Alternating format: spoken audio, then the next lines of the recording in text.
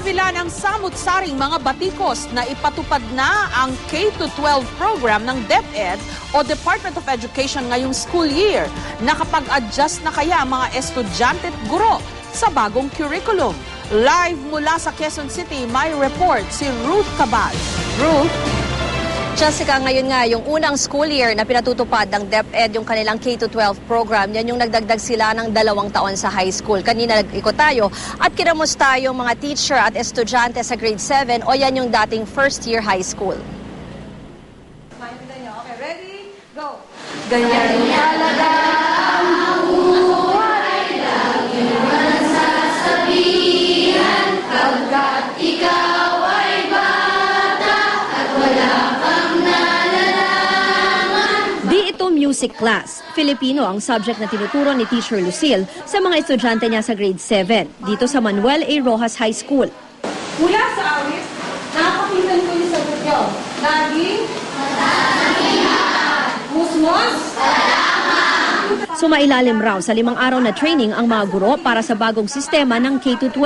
Dito raw kasi ang pagtuturo, hindi na lang nakatutok sa mismong subject. Halimbawa sa Filipino, di na lang puro tungkol sa lengguwahe o pagsusulat o pagbabasa. May inihanda raw na modules ang DepEd na siyang magagabay sa mga guro. Paaralan, hindi po tayo kompleto. So, kailangan si teacher marunong kumanta, sumayaw, lahat.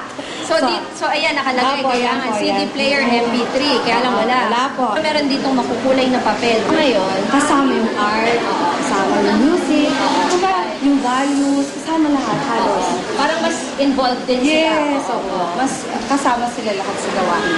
Para sa kasanayan nilang pangkatapunan yun. Dito naman sa Ramon Magsaysay High School, malaki raw ang pinagbago ng sistema sa pagtuturo. Halimbawa sa math sa grade 7, hindi na lang algebra ang ituturo katulad ng ginagawa noon sa first year high school. The spiral.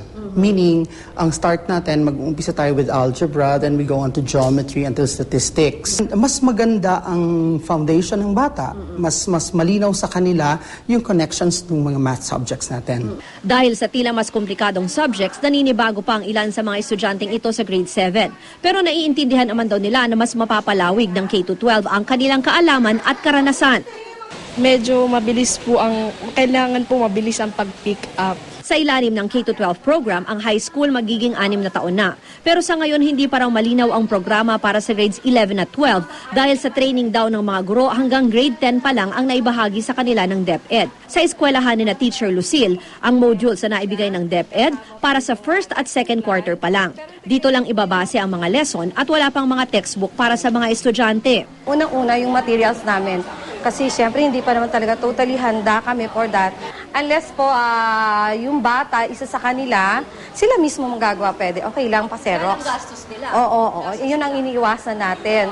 Nitong Martes, naghearing ang Senado tungkol sa K-12 program ng DepEd at pinunangan ng ilang senador ang kakulangan sa kahandaan at konsultasyon para rito. Pero giit ng DepEd, kailangan na raw talagang maipatupad ang dagdag na 2 taong edukasyon dahil tayo na lang ang bansa sa Asyang 10 taon lang ang basic education.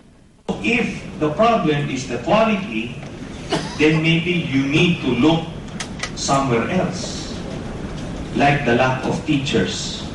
The student-teacher ratio is so high. We are not generally meeting the standards that are really asked of us in the international community. Okay. Jessica, nag-text tayo kanina at nag-check din sa DepEd dun sa status nga ng kanilang materials. No? Ang sinagot lang sa atin ng kanilang spokesperson ay sa ngayon daw talaga modules daw para sa grade 1 tsaka grade 7 yung available kasi yan yung parang transition stages. No? Pero minomonitor naman daw nila na dapat nakarating na yung mga modules sa mga eskwelahan by this time. Jessica. Okay, Ruth, let me see if I get this right, no? Yung grade 7, high school na ba yung maituturing o elementary pa lang? Tama, para siyang yung stage nila sa Amerika na meron silang junior high school at senior high school. So mangyayari parang yung grade 7, 8, 9, 10, yan yung junior high school and then 11 and 12 yung kanilang senior high school. So basically parang high school na siya or secondary dun sa natutunan na natin na konsepto nga ng high school, Jessica. Okay, so itong curriculum ng grade 7, dahil ito isa sa mga bagong grades ngayon, no? Itong bagong baitang. Itong curriculum ng grade 7, is it an extension of elementary o ito yung dating katumbas ng first year high school, or did they have to come up with an entirely new curriculum?